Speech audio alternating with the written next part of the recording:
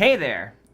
The Enneagram test. It's very interesting, is it? And it's very confusing in this moment for me because I once was one number and now I'm another number. So, I mean, is the Enneagram even accurate at all? And apparently you've named this like one of us is lying about our Enneagram test. And I'm like, what?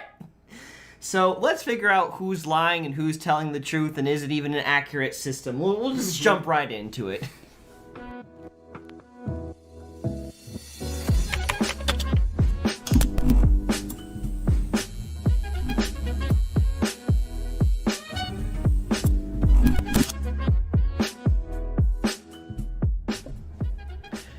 Well, welcome back to thoughtraid, a show where we take on thoughts and find better ways of thinking about them. I'm Brandon, this is Tim, and today we're talking about the Enneagram test, if it's even reliable, and who the heck is lying about their results. Because God only knows who is doing that. You have a 50% chance of figuring that out, so vote now on who you think is the one lying between the two of us. Because we're going to figure that out. I've got, presently, 4 Enneagram types just sitting on my screen over here. I'm not lying. Oh, no. I had to have, what mine was, what it stressed into, what its strength was, all that kind of stuff, just so I can paint a picture, because it's already starting to paint a picture for me personally. But, Tim, his is the most surprising. Maybe he's the one who's lying about his Enneagram, because mine makes sense. His is just whoop right off on a different. Mine makes sense too. Vote now and figure out who's the one who's doing the lying. Anyways, you wanted me to talk about my Enneagram first? First, I want to talk about why we're doing this, because I think the Enneagram is really interesting, because we're always talking about how we tick, what's going on here and here and whatever, but cutting yourself open and being honest about who you really are and why you do as you do. It's weird, man. It's really interesting. Everybody loves these things. When I was younger, did you ever read the newspaper for the horoscopes? No, I never did. That would not fly at all in my household at all. I remember I used to work at Food Line, and I was a bag boy, and every time I would have a break, you'd get a 15-minute break and then a 30-minute lunch. But I'd go back there and I'd read the funny papers. I loved those, Calvin and Hobbes and whatnot, and there was that one called Zits. It was really good. Interesting. But then I would read the horoscopes, and I was like, I'm a Virgo, and that stuff really annoys me now. So if you believe in horoscopes, well, that's okay. But yeah, just anything that I could attach my identity to, this is me. It's wow, man, something good is going to happen in life today because this newspaper said it. But I remember when I went through Amway, I read this book called Personality Plus, and it talked about 4 different personalities. Mm-hmm. And if you guys have read it, it's actually a pretty good book. It's kind of outdated, I guess, because the Enneagram is the big thing now. But I always wanted to be something that I wasn't, because there were 4. There was the popular sanguine, the people that are just really loud and life of the party. I think I remember you talking about this when we first became friends. Mm-hmm. And you have the powerful choleric, the people that are type A personalities. Peaceful phlegmatic, the people that don't really rock the boat. And then you have the perfect melancholies, the people that, if they relate, when they say fine, they mean fine like fine china, not fine. No, fine is a good word to them. Whereas to me, fine is are you okay? But, years later, we have the Enneagram now. And I guess it's more all-encompassing, and it talks about how people relate and whatnot. I just think it's interesting. I took the Enneagram several years ago, and I was like, that's interesting, because it offered me perspectives I'd never thought about before related to myself, why I do as I do when I'm healthy, what type of behaviors and perspectives I grow into, and when I'm unhealthy or stressed, what type of behaviors and things I stress into, and it just made a lot of sense. Mm-hmm. But when you initially took it, what were you? 2. I was 2. And now, if you guys have never taken the Enneagram, there's a paid version that you can take, the Enneagram Institute or whatever. It's like $12. I don't know anybody that's taken the paid one, because there's a free one that you can take if you just go to Google and Google Enneagram test. That's what we did. Yep. So go take it. It's actually kind of cool, kind of fun. Some people ascribe to it as weird. Do you think it's mostly a Christian thing, or if it's more? Well, I don't know. I really don't know. So it wasn't until it started to build in popularity over the latter half of the 2010s, and it seemed to grow in popularity specifically in the church, more so than any other place that I heard talking about the Enneagrams. In fact, I would hear more about the Myers-Briggs test in other places besides the church. Did you ever take that? I did that too. What were you? I don't remember I don't remember. I did a version that did it converted into video game characters, so I was the protagonist. Mm-hmm. But I don't know what that was. I can totally see that. Vanilla white guy. What? Kidding. Oh my god. I'm kidding. Anyways, so but the church seemed to be picking really up heavily on the Enneagram. Everyone that I knew in Awake was into the Enneagram test. But then in 2020, I encountered a few people oh, it's the devil. Look at that thing. It's like a reverse pentagram or something. It's just, that's just all of a sudden it went from really cool thing to learn about yourself to it's literally the devil and it was created by a devil worshiper. That's how it progressed. I don't know how. I don't know who had the evidence. I don't personally believe it's from the devil. Mm-hmm. To be honest, I think it's just is what is. If you want to derive all of your personality and meaning from stars or an Enneagram test, well, then that's a problem in of itself. But if you'd like to maybe understand a little bit more about yourself, potentially, then it's fine. I wonder if it's all church cultures that have kind of fallen into it and absorbed the Enneagram. I know that our church is more charismatic, and there's a lot of people in our young adults group that are very introspective, which has been very unusual. People just focused on self-improvement and Jesus' sanctification and all that stuff. Anyways, I don't want to get too religious about this, because I don't know, I'm really excited about this, but so you initially started as a helper. A helper. Mm-hmm. And do you remember what I started as? You were the 9, which was the peacekeeper. The peacekeeper. I'm definitely not a peacekeeper anymore. Or at least I don't think so. So it's in there. So here's why we titled the stream as we did. One of us is living a lie, or has been. For me, whenever I've taken these quizzes, for the longest time, I was looking for some form of identity to explain why I did, because I always thought that I was that weird person out. It's I feel so ostracized, I feel so different, and for something to come along and put a name and behaviors and stuff that supported who I was, backed by this is how you could be good and this is how you could be bad. It's oh, okay, well, somebody understands me, and it felt really good. So I originally was a 9, and the 9 is the peacekeeper. And 9s are interesting because they can see things from everybody's point of view, which is healthy. But I don't think that I did that from a healthy point of view. Oh. I was able to relate to people super well, but I did it from a place of people pleasing and looking for acceptance. Mm-hmm. You know. I don't have the 9s pulled up, but and if you guys are 9s, please, chime in chat or let us know in the comments. What kind of person are you like? How did you arrive at this? Yeah.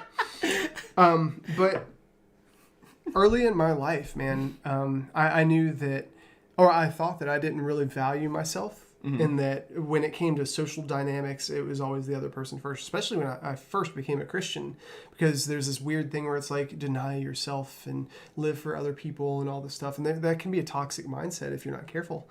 And since I thought that I was a 9, maybe I still am. I'm not quite sure. These are just numbers and justification with behaviors. But I thought to myself, okay, well, if I can see things from other people's point of views and it's really easy, I must be a really stellar Christian, because the whole for he who how does that verse go where it says he who loses his life finds it, and that was Jesus speaking.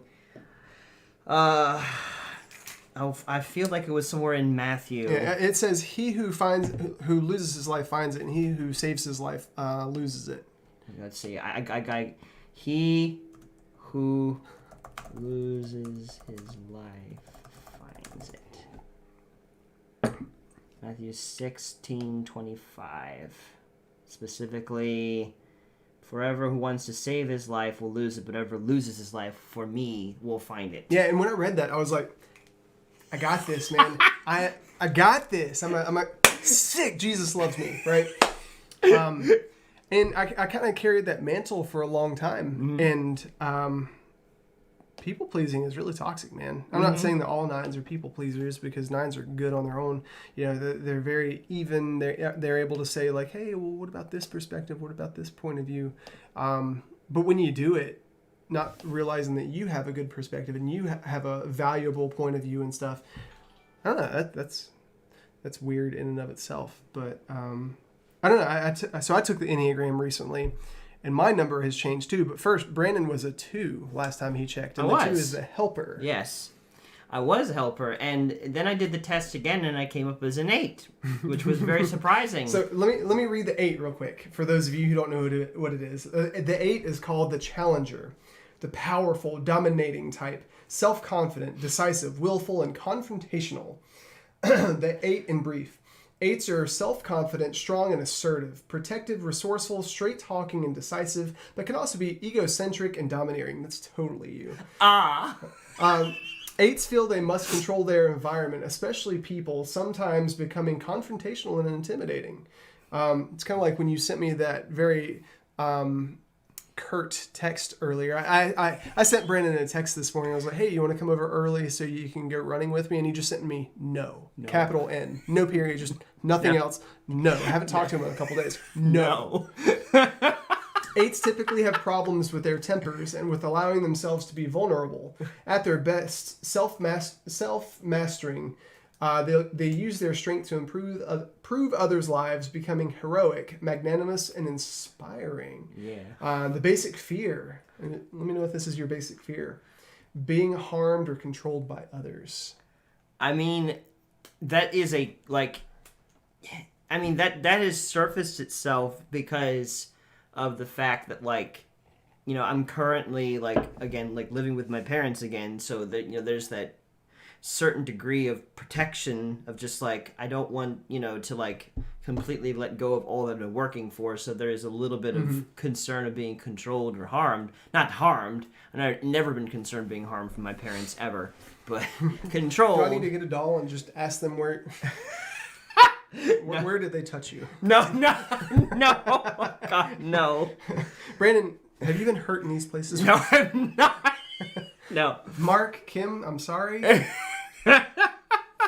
No, I've never really worried about that. But the thing is, though, that was interesting and all. I was like, okay, 8. But then I went back to what I previously was, which was a 2. And lo and behold, the 2 said its stress was 8. And I was like, oh, there you go.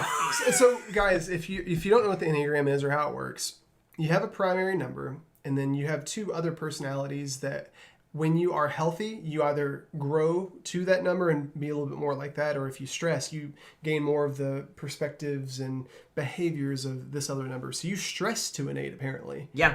So then when I saw that, I was like, that's why I got 8. Because, like, you know, I am in a season of time where I am so stressed because I'm in between jobs. I'm, you know, building something. There are things that are currently not in my hands that I wish were in my hands. It's just like, you know, so it's just like I'm in more of a protective mode than I normally would be. Mm-hmm. And that apparently for me is 8. Well, the basic desire of 8s apparently are to protect themselves or to be in control of their own life and destiny. Brandon. I'm in a situation, like, I didn't realize the depths of how stressed I was until I went to Dan's house yesterday. You saw Dan yesterday? I did see Dan yesterday. Is he good? Yeah, he's doing good, yes. But I went to his house yesterday and began to just unfurl all because what it was is I've been in a fog. I've been in a mental fog. Yeah, you've been annoying lately. Wow! Jeez. I mean, I told you that earlier. We've been getting annoyed with each other lately, especially with, I don't know, working in close proximity and not having much like hangout time. If this was a marriage, we're in the first phase beyond the honeymoon phase. Everything is just irritating right now. How was the honeymoon for you, Brandon? It was enjoyable. But anyways. But no, just recognize I've been in a mental fog because just like I was like thinking about some gaming that I was doing with my friends before that point, and I was trying to describe to them what they needed to do because it was like a team-based. We were playing Smite, which is a wonderful game. It's crap. I think League of Legends is crap. It's okay. It's a wonderful game. They agreed. Okay, as writing it down, 2 people agreed that Smite is better than League of Legends. That's what you call an echo chamber, ladies and gentlemen. Let me just surround myself with people that think exactly like me. Oh, well, they tried League of Legends, so, and so did I. But I was trying to describe to them, like, what they needed to do, and I could not think fast enough. My mind was just like, I am in complete, I have got to take care of myself mode, and I cannot spare extra words to describe how to strategize this, even though I know this game inside and out and how to, be successful at it. I'm sitting there, I'm like, and you need to do this, and then you need to do this, and why did I forget about that? How old are you now? 29. You're getting there, Brandon. Oh my... That's what happens. I'm not... You know that recent stream where we were talking about exercise? Brandon, this is the fruits. The fruits is fog mine. Also, stress is a result of that more than anything, which I am under a lot of. So I was describing to Dan about how I was stressed about, having all these promises from God and seemingly like none of them are currently happening. Trying to find jobs, and so far they keep seeming to be elusive from me at the same time. Mm-hmm. And, just the stress of just like, I don't know, things have shifted since I've been back with my parents again. So like, my social dynamics have been flipped upside down. And so it's just like, I just realized I was super stressed, and then lo and behold, we do this Enneagram test, and it turns out that the stress of 2 is 8. And I'm currently an 8. So I just like, thank you, Enneagram, for explaining to me that I am stressed. Well, let's look at this. It says you grow to a 4. What the heck is a 4? Type 4 is the individualist. Bless you. Oh, excuse me. Oh, Lord. Type 4 in brief. 4s are self-aware, sensitive, and reserved. They are emotionally honest, creative, and personal, but can also be moody and self-conscious, withholding themselves from others due to the feelings of vulnerable and defective. They can also feel disdainful and exempt from ordinary ways of living. They typically have problems with melancholy, self-indulged, and self-pity. At their best, inspired, highly creative, and they are able to renew themselves and transform their experiences. I don't know. Honestly, I still feel like I relate to 2. Like, even though it says 8, apparently 2 goes to 8. 2s are empathetic, sincere, and warm-hearted. They are friendly, generous, and self-sacrificing, but also sentimental, flattering, and people-pleasing. They are well-meaning and driven to be close to others, but they can slip and do things for others in order to be needed. They typically have problems with possessiveness and with acknowledging their own needs. That makes a lot of sense. Because you know how you were talking about, like, in the past several years, how when you get a new friend, you just... Yeah. So I honestly relate more to 2 than I do 8. It's just I'm stressed, and so 8. Because the basic fear of being unwanted, unworthy of being loved, like we talked about on Thought Raid about very recently, about the struggles I had with one of my friends, of just like feeling ridiculously possessive over him and everything. I'm just like, what is going on? Yeah. So let's read. I want to have some fun with this. Oh boy. I want to see how you are at your absolute worst as a 2. As a 2? It says at level 9, because in the Enneagram on the website enneagraminstitute.com, it has levels of development, and you have healthy levels starting at 1, going down to level 9 at the unhealthiest. So I want to start there. So if you know Brandon, or if you've been watching our streams, let me know if you've seen this in him. Please, self-evaluate. Able to excuse and rationalize what they're doing, what they do, since they feel abused and victimized by others and are bitterly resentful and angry. Somatization of their aggressions result in chronic health problems as they vindicate themselves by falling apart, quote unquote, and burdening others.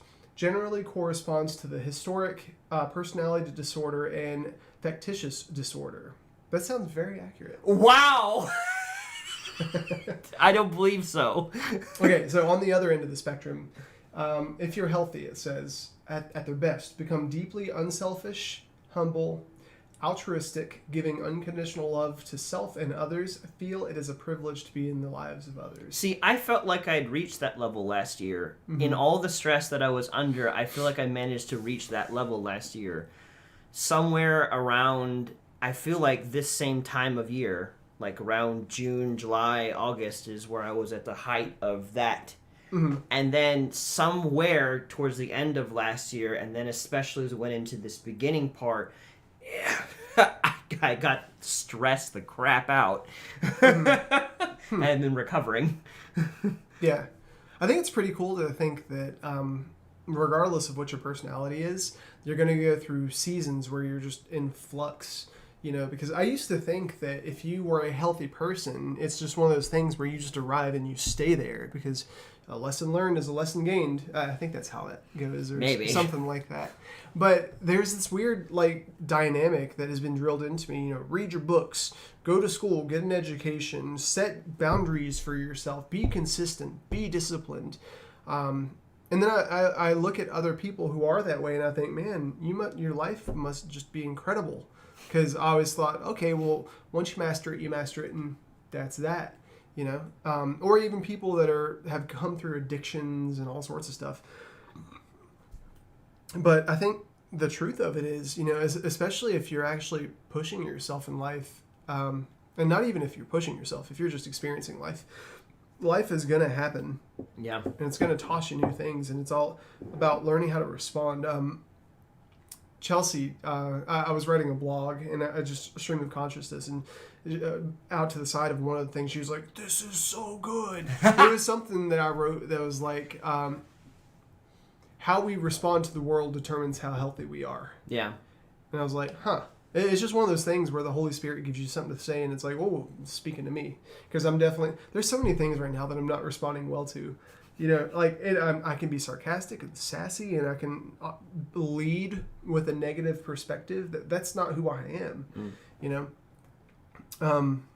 But anyway, let's see, we're 30 minutes in. Let's pull up the 5s real quick. So I used to be a 9.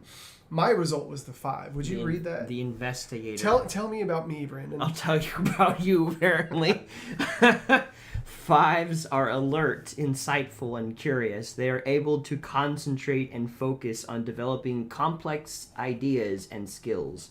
Independent, innovative, and inventive, they can also become preoccupied with their thoughts and imaginary constructs. They become detached, yet high-strung and intense. They typically have problems with eccentricity,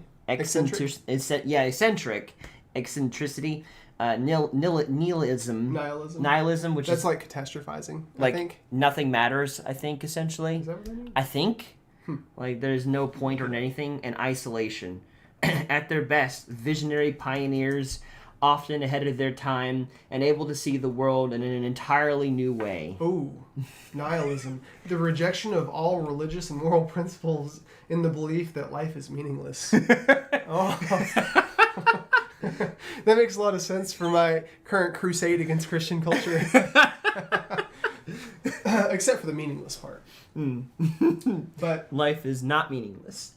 Yeah, do you think that addresses who I am? You were talking about become detached yet highly strung and intense. Like I remembered as I was going through a really rough moment, and you were like, "You're gonna get out of this moment," and you began like shaking me up and everything. I'm like, "Stop!" Like you're missing the point. You're gonna get better, and you're gonna like it because this is such an inconvenience to me. Oh, God. Wow. Good to know, Tim. Yep. But yeah, I remember that situation. I was just like, Tim, like, I will get better. You're right. I do need to stop and get out of this funk. But you trying to force me out of it quickly is not going to get me there. Just all it does is it activates my self-defense mechanisms, you know, and then it bogs me down and slows me up. But yes, that was like, so that makes sense. That part makes sense. But insightful and curious, yes. Many questions you have asked. You've seen in that same exact moment where you're trying to shake me out of my funk, you at the same time recognize that I was in a funk and needed to get out of it, which was completely correct. Independent, yes. And innovative, you've been the one who's been helping with like changing this and getting it to a place where it eventually is well functioning and really helping people to the best that it's able to do. Which I want to take a second and just say thank you for all those who've been supporting us. thoughtraid. Foot stuck. What? Ow. Sorry, guys. I just hear popping sounds and I'm like, what is happening over there? Yeah, 30s, man. thoughtraid has been brought to you by so many people. We've got Kristen, whom we love you dearly. We've got Axeman. We've got Stormy. We have, oh gosh, I keep getting to that one point. Austin. I keep thinking, Alex. Like, Alex, what do you mean, Alex? Austin. Thank you so much for supporting us. It has been... I'm very grateful for all of the support we've gotten. I'm very grateful. You have allowed us to be able to help others financially by just giving small gifts. And you've helped us get extra equipment and stuff for thoughtraid. And you've also been very helpful with giving us suggestions on how we can improve things. So I just want to say thank you to you guys. You make a difference. And if you're watching this and you really enjoy what we're doing, we do have a Patreon, and you can join us on a monthly basis. We've got, it's Patreon/thoughtraid, or patreon.com/ something like that nature. And we'll have the link for that later on. I realized we missed the link, but we'll have it there for you later. But feel free to join us. We'd love to have your support so we can continue to reach more people. We have the surplus of the money that we get, we do give back out to others. So you're giving into a good cause. We're really focused on helping other people. So that said, moving on. So I just want to point out that for fives, it gives examples, and apparently I'm like Fox Mulder from X-Files. Albert Einstein. Oh. John Nash. Stephen Hawking. So I'm like freaking Stephen Hawking. Let's go. Vincent Van Gogh. What's my like Bobby Fischer? I don't know that guy. That's the chess guy. They're the chess kid. Oh, I see. Chess kid? Yeah. Bobby Fischer was like a chess prodigy. Oh, I'm thinking of a current chess prodigy that exists in Russia, but he wouldn't be called that. Bill Gates and Zuckerberg. Zuckerberg. Dingleberg. Let's go down to healthy versus unhealthy. What do I like when I'm unhealthy, Brandon? Well, let me tell you. Oh, gosh. You don't want to know. Oh, no. Seeking oblivion. Let's just stop there and ponder on those words. Seeking. What does that mean? Oblivion. I guess you want to see the whhole world in flames or something. You just want it gone. I'm that person in a video game that just intentionally blocks the path of an NPC. You're just the one who like wants the entire world to go into the void. Wow, that's like a villain. Yeah, I know. That's what the worst level of these Enneagram types are for, to show you what you're at your worst. Seeking oblivion, they may commit suicide or have psychotic break with reality, deranged, explosive, self-destructive, with schizophrenic overtones, generally corresponds to schizoid, avoidant, and schizopal personality disorders. Interesting. Well, complete break from reality. I could totally see that. Just like being lost in my head. I get like that when I'm focused on a project and the rest of the world is just dead to me. All that matters is doing whatever I'm focused on. That explains how you get to that place. It's just like you get into those places and then you forget that there's a whole nother world happening around you, so it's easy to slip into What does it say that I stress to? I stress to a 7? What the heck's a 7? Do I have that up? I feel like I had that up. No, I don't. Let me just Enneagram type 7. The stress. enthusiast. Oh, okay. Okay, so spontaneous, versatile, acquisitive, and scattered. This makes a lot of sense. Ariane is a 7, like joyous and hopeful. It says 7s are extroverted, optimistic, versatile, and spontaneous, playful, high-spirited, and practical. They can also misapply their many talents, becoming overextended, scattered, and undisciplined. They constantly seek new and exciting experiences, but can become distracted and exhausted by staying on the go. They typically have problems with impatience and impulsiveness. At their best, they focus on their talents on worthwhile goals, becoming appreciative, joyous, and satisfied. And they grow to 5s. That makes a ton of sense because I was at Roots the other night. Roots is our young adults group, and there's this guy that I hadn't seen in a while. And you know how there's just certain people in your life that just make you nervous? Yes. And this person comes up, and I haven't seen them in a while, and I've just been going through my mind. I'm like, there's nothing wrong with my relationship with this person. You know, they don't look down on me. It's just all these different things, all these like negative things that you tend to think about, things like that, like the whole acceptance thing that I was talking about. And he comes over and he gives Graham a hug because Graham went with me. It's my brother-in-law. And then he comes up and I'm sitting down, so I reach up and we do the handshake, and he leans over to like say hey, and I'm like, I really want to kiss your hand. I'm like, why did I say that? Why did I say that? I'm like, I want to kiss your hand, and he's like, don't do that, and just like walked away. I was like, oh my god. But it's like there's this weird silly side that comes out of me when I'm in a place of people pleasing and just like not being myself. And it's so cringy. That's what they should put when in the section where it says where 5s like stress to cringy. They stress to cringy. Apparently. But anyways. Well then. What am I like when I'm healthy? When you're at your best, you become visionary, broadly comprehending the world while penetrating it profoundly. Hello. Open-minded, takes things in whole in their true context, make pioneering discoveries, and find entirely new ways of doing and perceiving things. Did you say that's me?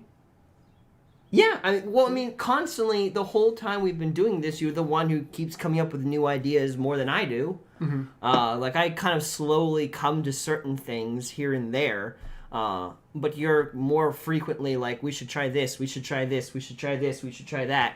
And, like, I get, like, flustered because, like, I don't know, like, how much we need to do or how much we just need to just anchor down.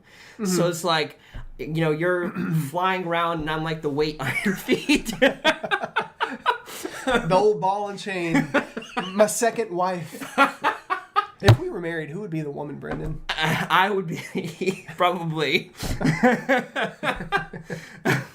That's why I avoid homosexuality, because it would be bad. Same. Anyways. Okay, let's see how we rate in relationship. Okay. 5 in relationship with type. 2. So 5s and 2s. Oh, and there's also something else back there. I'll pull up the relationship thing. What is this down here?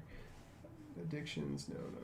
You could do compatibility, and I can do misidentification.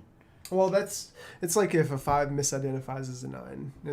Let's just do this. Let's do 5 and 2. Oh, then you should do that for 9 to see if 5 misidentifies as a 9. It does, well, it's weird. It says that 9s can misidentify as 5s, but 5s can't misidentify as 9s. So maybe I'm actually 9. I don't know. Okay.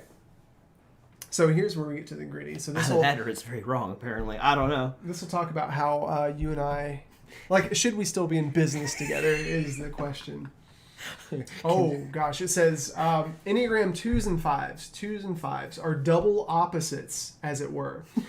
A people person versus a loner. A feeling type with a thinking type. 2s and 5s come from different points of view on what is important in life and in relationship. And yet, because they're so different, they can also be an intense attraction to the mystery of the other. That sounds really weird. 2s and 5s are a more common pairing than might be expected. 2s can see 5s as challenges. Do you see me as a challenge? I'd say that's somewhat accurate. Yeah, twos can see fives as challenges. Distant, mentally preoccupied, not giving many outward signals, and difficult to charm easily because they are so private. Do you think I'm hard to charm, Brandon? No, that I don't think so much. This is so weird, man. I think this is more geared toward actual relationship. Possibly. Let's see, it says, it's hard to know what pleases fives, which makes twos only try harder. Twos bring to the relationship a willingness to take the initiative and to pursue the five, to be the first one to call or to ask for a date, no matter which gender they are. When healthy, twos bring warmth, physical comfort, and ease, which is something that fives typically lack. I lack that, apparently. So that's more in the relationship aspect. Yeah. I'm not bringing you no physical affection in those ways.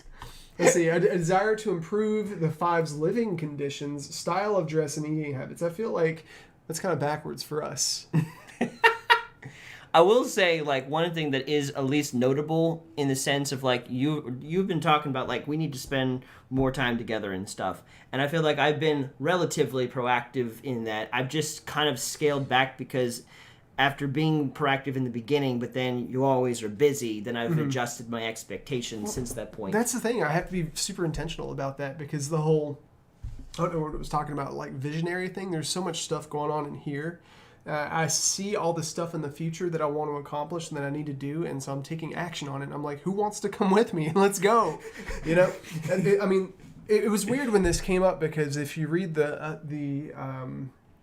description of the investigator, it's always like, I'm really curious about what makes things tick and people tick, you know, and like doing the interviews and talking to you guys and even doing the gaming streams that I do. I'm like, where do you work? Why do you do that? Like, how do you feel right now? What are you thinking? Oh, how's your relationship? Why did it go that way? You know, why'd you make that decision? Like, I'm really curious about those things. I didn't used to be though, but I feel like the healthier I've gotten and the more like in sync with life coaching, you know, because that's something that's a pretentious thing to say. It's not something I was born to do, but like engaging with people in a way that draws them out is something that I'm designed to do. You enjoy doing. I do. I really do. But I didn't feel like I was qualified to do that when I identified as a 9. But surprise. Yeah. But yeah, that's the whole thing. It's like I can, unlike you, like you're more of like a pastoral type person, I guess, where you walk with people through things and you feel that really hard. Mentor.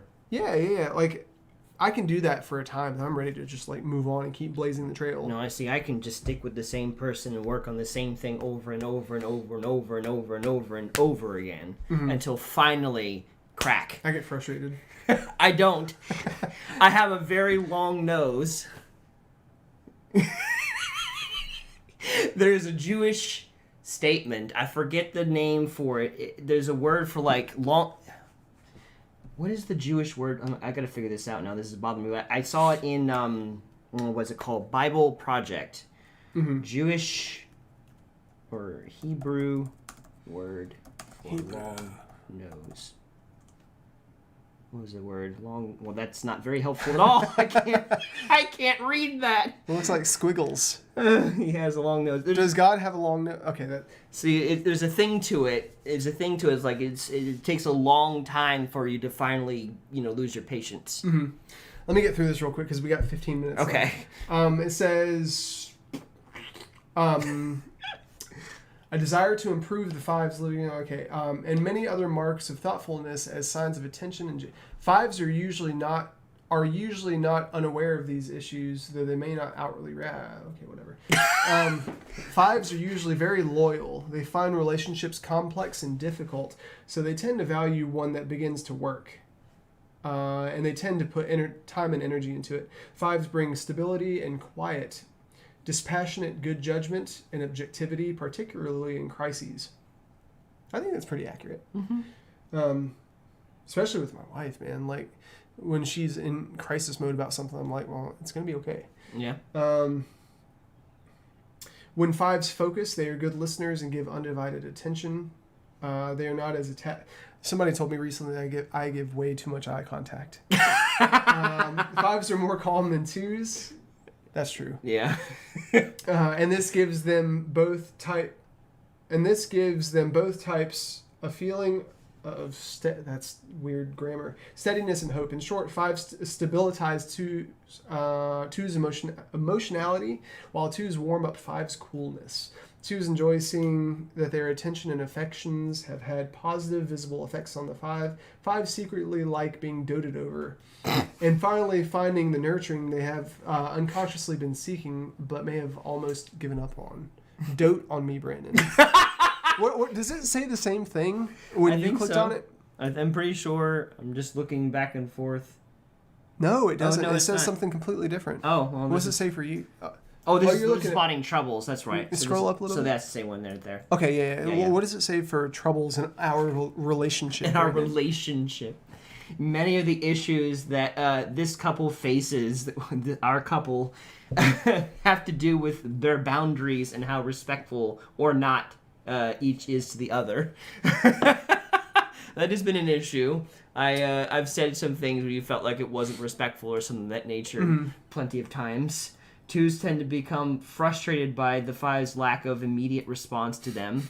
Yes. There are many... Yeah. Be real with me. The past couple days, because my phone's been turning off and on, I've been super busy. Did you get upset that I didn't respond to your text in a timely manner? I've learned to accept it. So, I've adjusted my expectations to who you are. So, in short, yes. But preferentially, I would have loved to have dealt with it right then and there and get it done with. So, yes, I relate to that. I would have loved to have kind of done 5 years earlier kind of thing. Sometimes 5s are so taciturn and involved in their own mental world that there is no response at all. I've had that. That's so true. I get so like that. I've had that. I'm just like... which hurts the 2's feelings and feels like rejection to them. Feeling rejected triggers a deep anxieties in 2's relating to their fear that they are unwanted and unloved. But we've come to a place where I'm not really concerned that you don't love me and you don't want me in your life. I'm just unconcerned. So I'm not worried about... Be gone, thought. Oh, God. This may make them redouble their efforts to get some kind of response from a 5, which I have moments where I will say inflammatory things in order to get a response, but I don't think I'm as bad with that as I would have been earlier. Oof, man, when people do that with me, boundary, I hate it so much. Let me just throw you into this very extreme situation so you'll react to it. And it's like, okay, you can go stand over there. When you're done pouting, then let's talk. Oh! They may become more talkative, more curious, and questioning of the 5, and more demanding, physically hostile, hoisting the 5 from their her desk, apparently her. I'm her. You're the woman. Don't genderize me, Enneagram. Or barging into her library to drag her out dancing or to a movie because she needs a break from the world. I don't do that.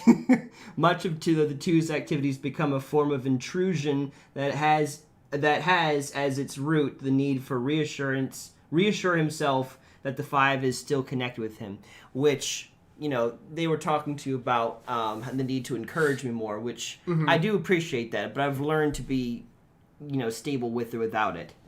It says, but the more intrusive 2s become, the more 5s internally withdraw and detach emotionally.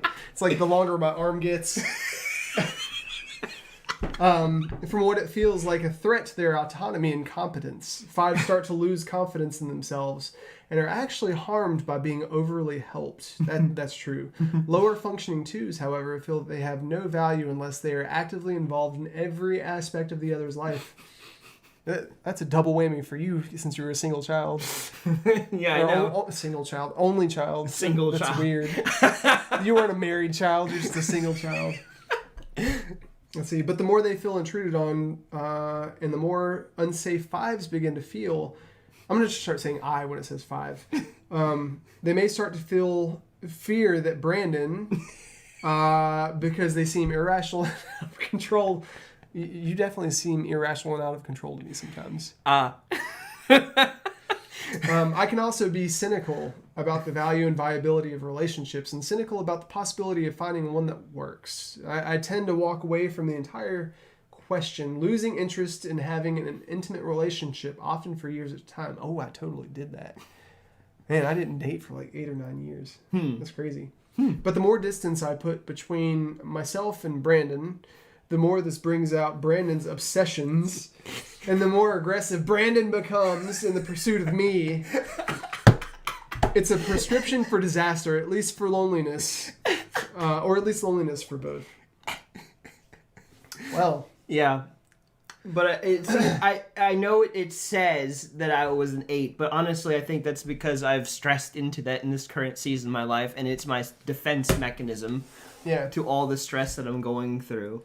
So I mean, like, it's something that's like, it's helpful. The Enneagram stuff is definitely helpful, but I don't think it should be the lord of who I am, because there are some things that I do fit into that, and some things that I don't. And it is decently accurate. I do relate to a lot of that and have felt that stuff with the 2. But, you know, clearly I am able to be fluid enough that I don't just solidly fit into one area. I think it's really important also.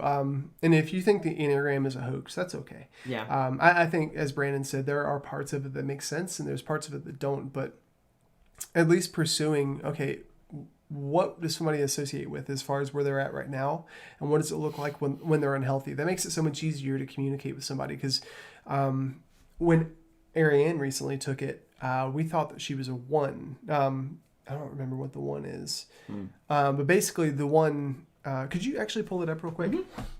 Yep, I can. But the 1 is like a negative part of the 1, like when 9s stress. No, wait a minute. 9s, I forget what 9s stress to. Let's see. Excuse me. I need Google. Well, in... Oop. Enneagram.